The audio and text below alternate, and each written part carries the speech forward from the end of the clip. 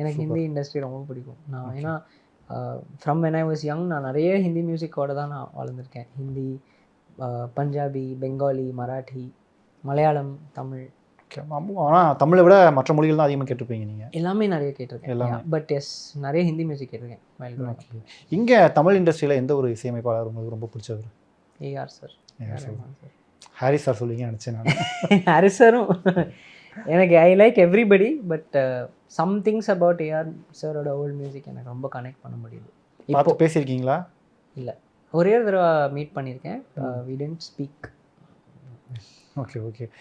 இந்த 3 BHK இந்த ஒரு ஸ்கிரிப்டை சூஸ் பண்ண காரணம் என்ன? முதல் படமாக இந்த படம் தான் வரணும் அப்படின்றது எதுவும் ஆம்பிஷனா இல்லை? இல்லை ப்ரோ, ஆக்சுவலி இது நேச்சுரலாக தான் அமைஞ்சுது.